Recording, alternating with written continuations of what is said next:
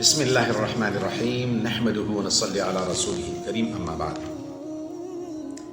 محترم دوستو، ابھی یہ جمعے کا دن ہے اور عصر کا ٹائم ختم ہونے کے قریب ہے،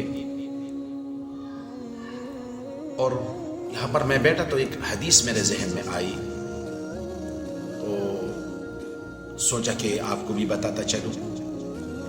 نبی کریم صلی اللہ تبارک و تعالیٰ علیہ وسلم فرماتے ہیں الدنیا سجن المؤمن و جنت الکافر۔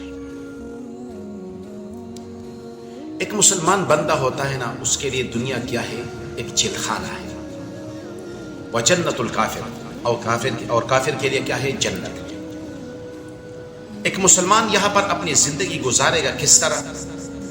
جس طرح آپ لوگوں نے دیکھا ہوگا کہ ایک جیل میں ایک قیدی ہوتا ہے اور وہ قید میں زندگی گزارتا ہے، تو اس کے اوپر کچھ قوانین لاگو ہوتے ہیں، کچھ چیزیں اس کے اوپر لاگو ہوتی ہیں، تو اس کو ان قوانین پہ عمل کرنا ہے۔ تو جیل کے جتنے قوانین ہیں اس پہ عمل کرنا ہے، اور جو قیدی اس پہ عمل نہیں کرے گا تو جیل کے حکام کی طرف سے اس کو سزا ملتی رہے گی۔ تو جب اللہ نے ہمیں اس دنیا میں بھیجا تو اس کام کے لیے بھیجا کہ ہم اللہ کے دین کی خدمت بھی کریں اور اللہ کے دین کے لیے ہم اپنے جانوں کی بازی بھی لگا دیں، اللہ کے دین کے لیے کوشش بھی کریں، اور اس اللہ کے دین کو اپنے زندگی میں بھی لائیں۔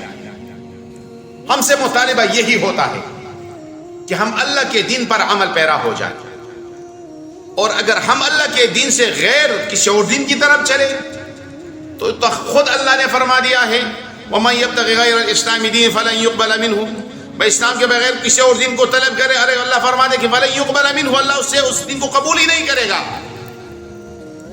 تو یہاں پر اگر ہم زندگی گزارنی ہے، ہم نے زندگی گزارنی ہے تو اللہ کے احکامات کے موافق اور محمد الرسول اللہ صلی اللہ علیہ وسلم کے مبارک طریقوں کے موافق ہم نے زندگی گزارنی ہے۔ اور کافر کے لیے دنیا کیا ہے؟ جنت ہے، تو وہ جو چاہے وہ کر سکتا ہے، اس کے اوپر کوئی قانون ہی لاگو نہیں ہوتا۔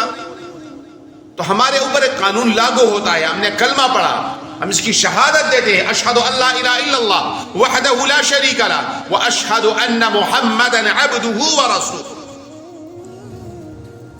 اللہ کے وحدانیت کی گواہی ہم نے دی ہے اور محمد رسول اللہ صلی اللہ علیہ وسلم کی رسالت کی گواہی ہم نے دی ہے۔ اس کے موافق ہم نے اپنے زندگی گزارنی ہے۔